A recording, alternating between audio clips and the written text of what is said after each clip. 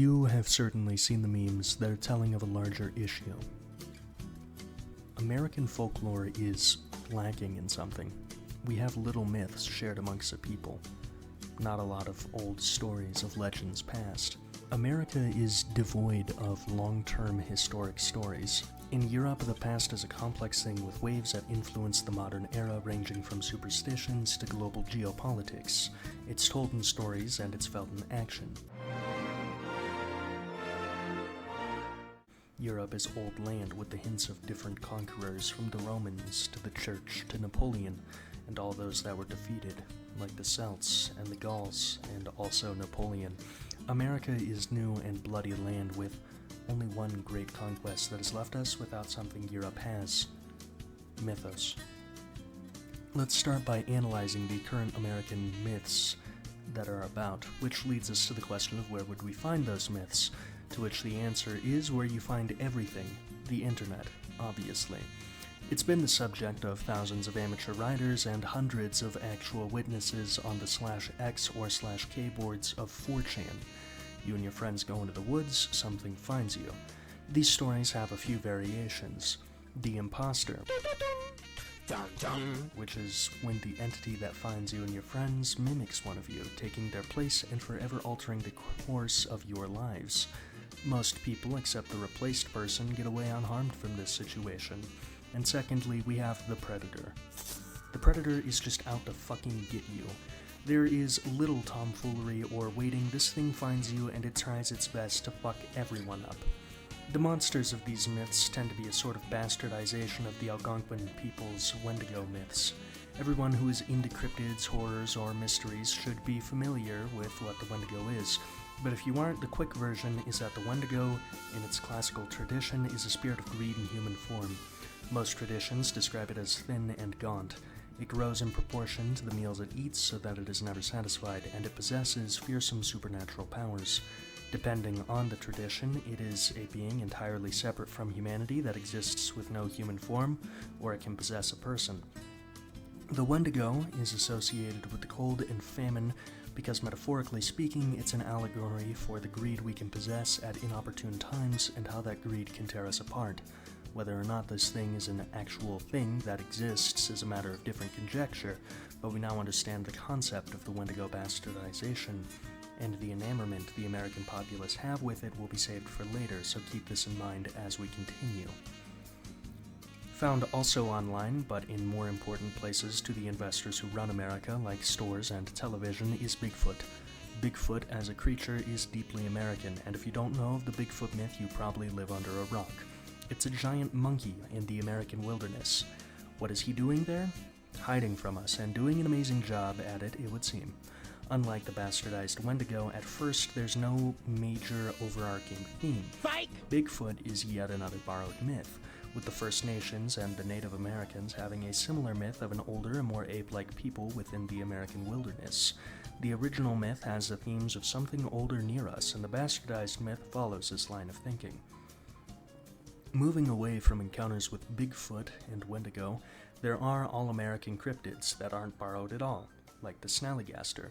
The Snallygaster was encountered by German immigrants who called it the Schneller Geist, German for quick ghost. It was described as a half-bird, half-reptilian beast that would pick people up and drag them away.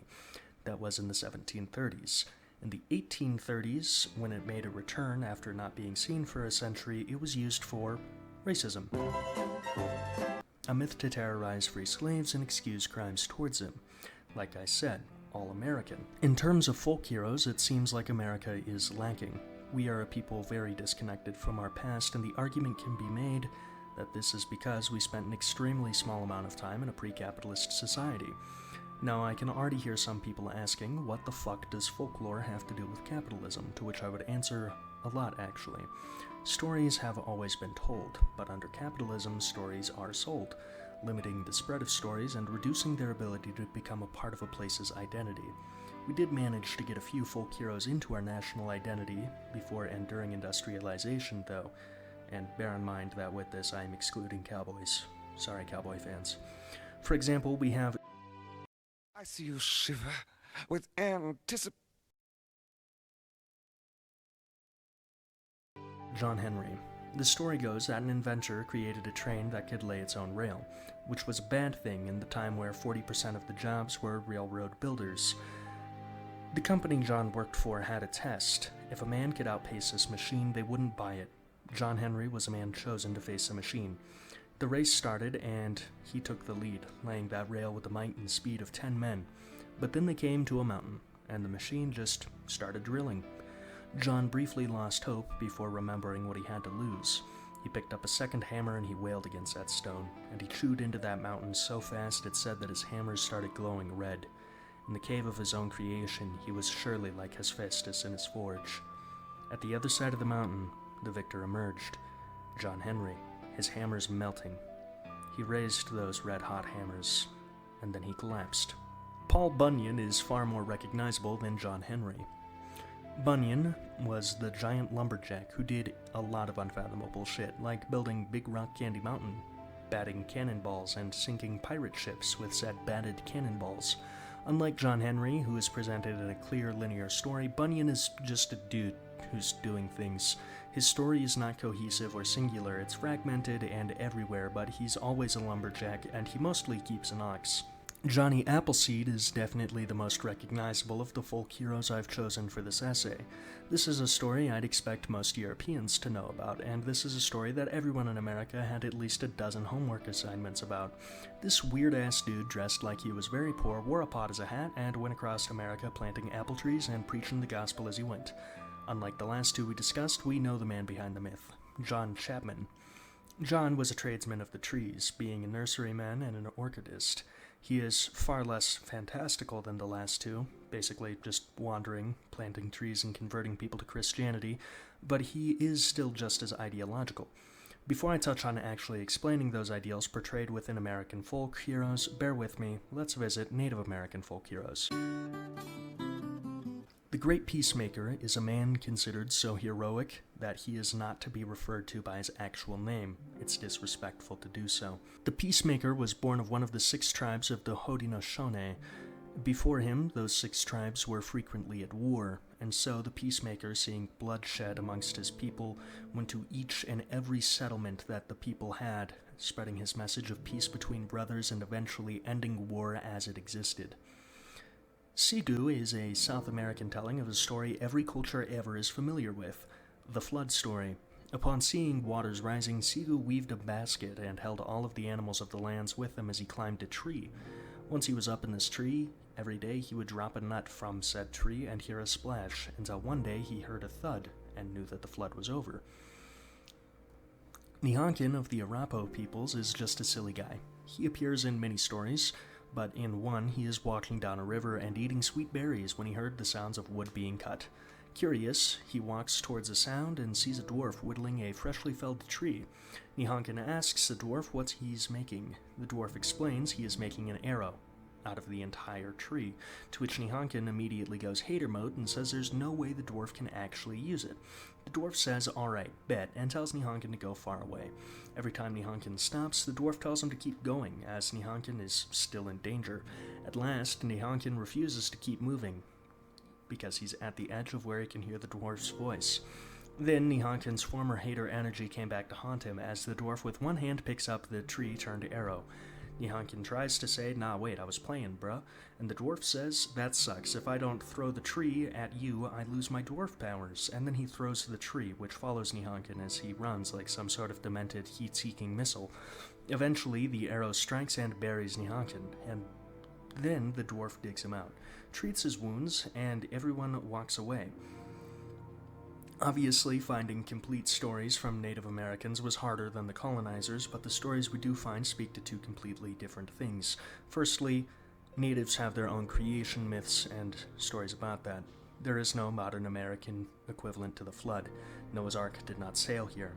It was not these American mountains that it struck, and it was not these lands that Noah and his family rebuilt in, unless you're Mormon, but I'm just gonna save the Bible fanfiction for later. These are, however, Sigu's lands, and the American South was in fact where he rebuilt. There are many trickster stories to be found in American culture, but none that actually originate in America. The natives, however, have tricksters meant to teach kids a simple lesson: don't be an asshole. or a dwarf will shoot you with a tree. Yes, there have been American peacemakers, and there has been blood between American brothers, and yet we do not revere the ones who brought peace as much as we bicker about those who caused the bloodshed. This speaks on a topic that many people just don't want to talk about: colonialism. Colonialism is more than someone deciding to settle in a place. Colonialism is the practice of systematically ripping apart those who came before you. It is the act of violence against every aspect of a people. It is a genocide and an erasure from the history books wrapped up in the sweet little bow of "I wonder why America has no castles." Every time you look back in the histories of lands that have been colonized, you see a black sheet, and behind that sheet lies blood everywhere.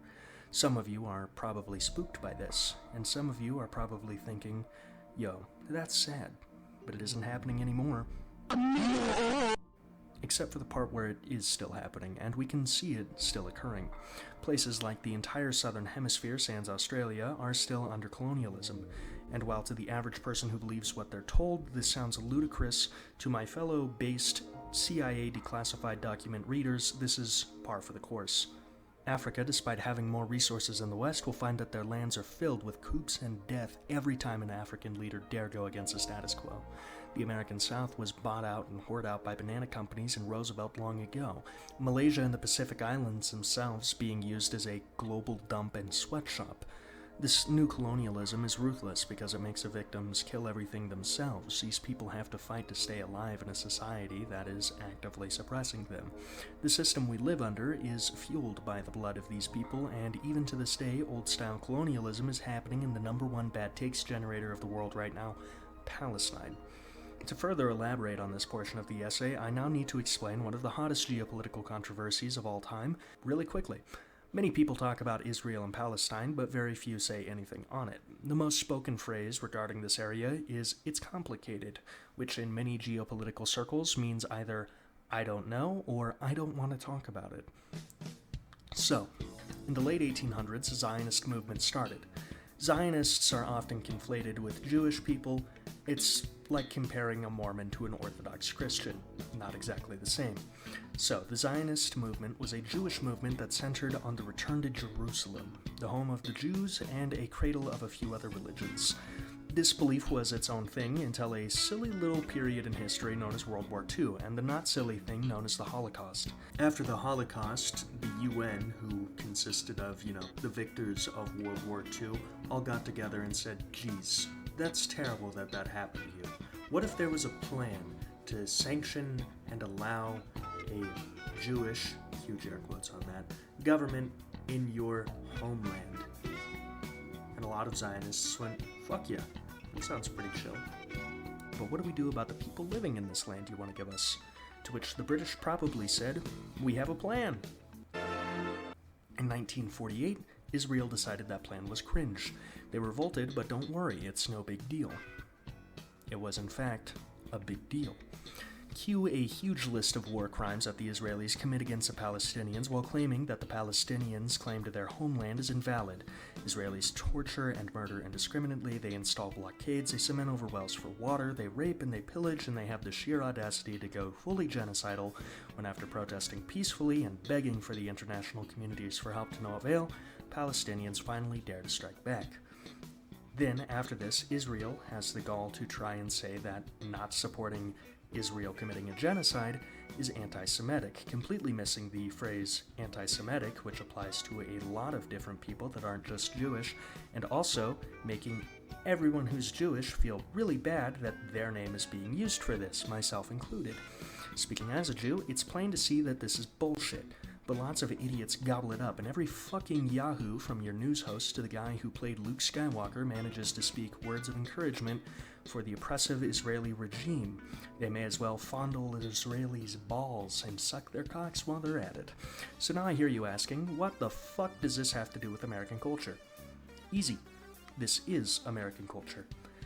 Every myth we have is built upon the way we built this nation.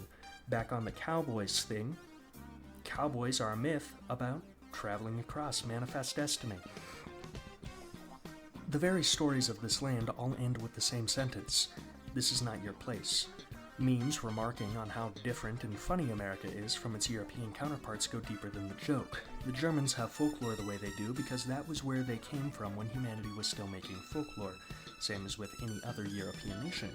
And in places that were colonized, like India or even Britain by Rome, the people and the culture prevailed. They survived to tell a story.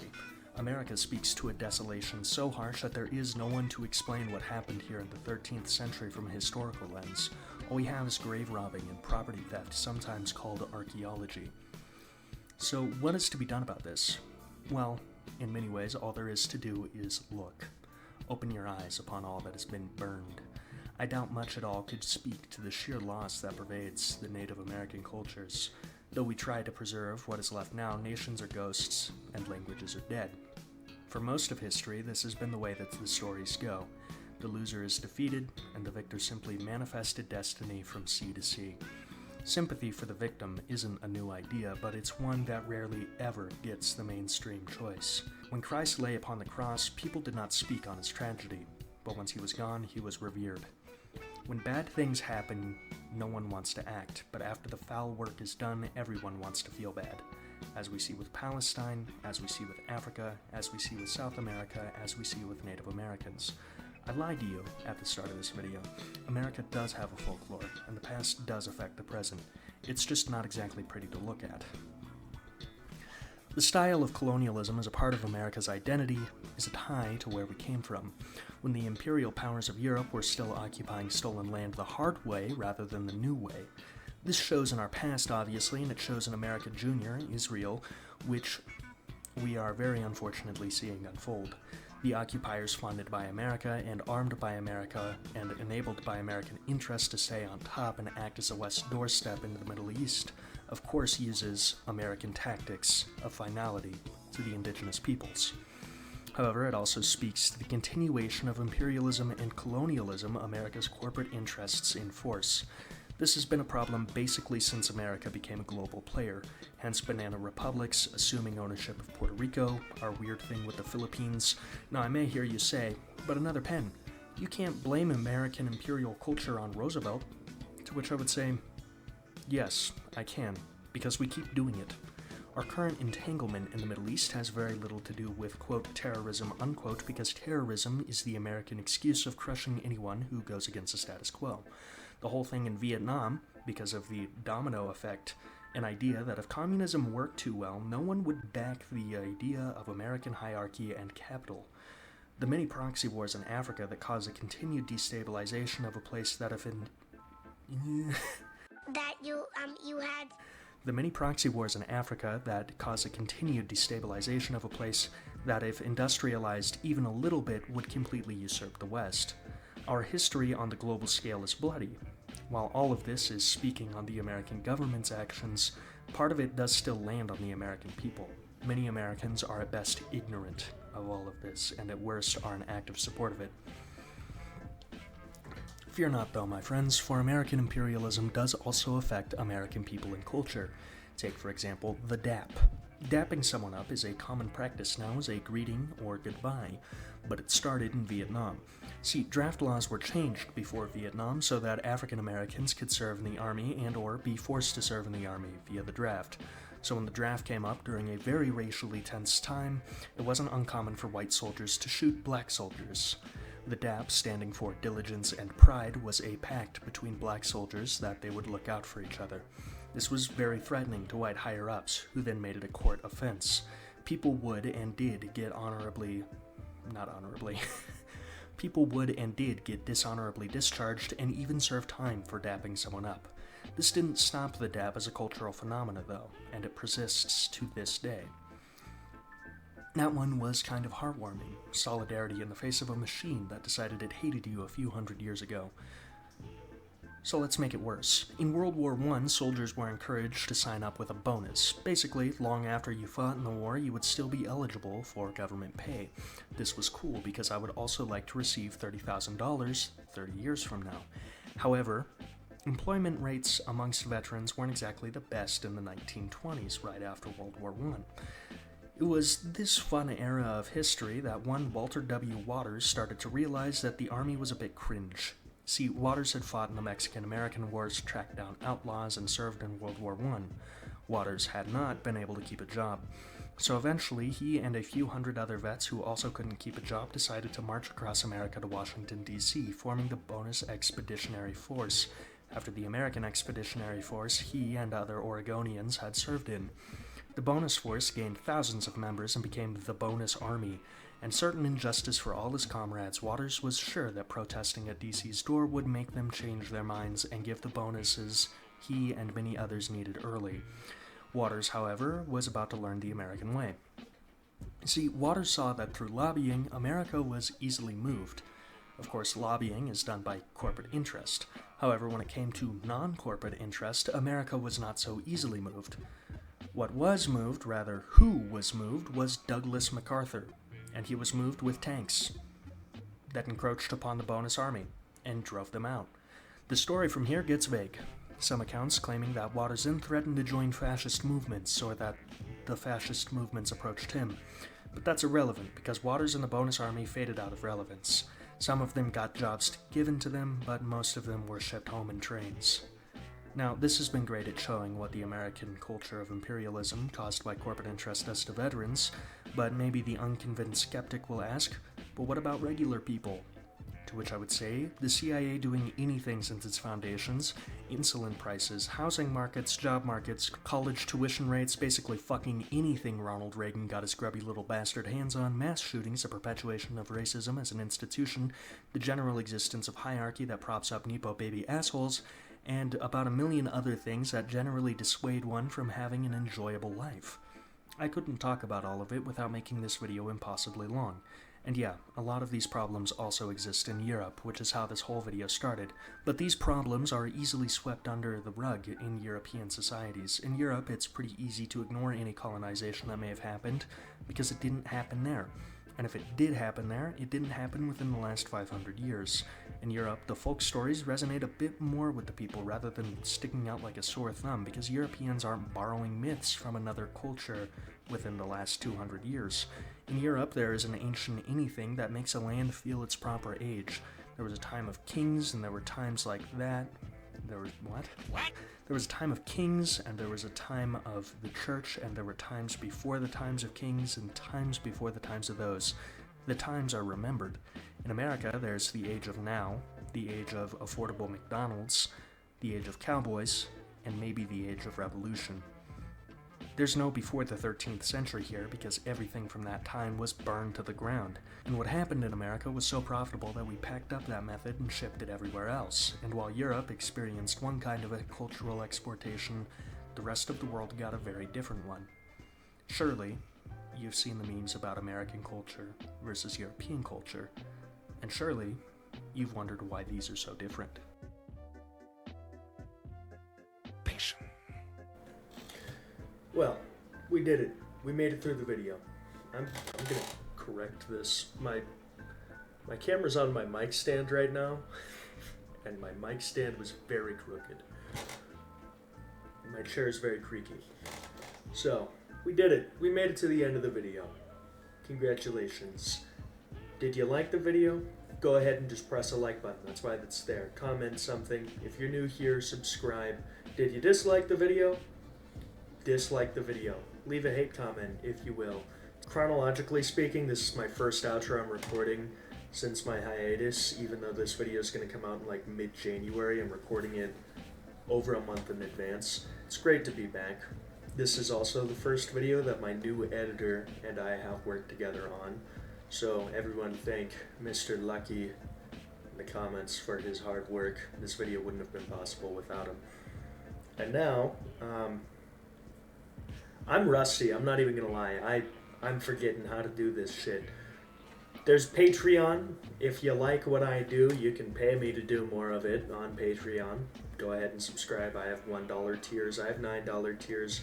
Anything helps. Overall, I'm just grateful that you even watched the video. So like, comment, subscribe if you liked the video. Don't do that stuff if you didn't. It's been a wonderful time. I'm so glad to finally be back, even though this is going to be like the third or fourth video you guys see from me. Have a great time, and until next time, memento mori.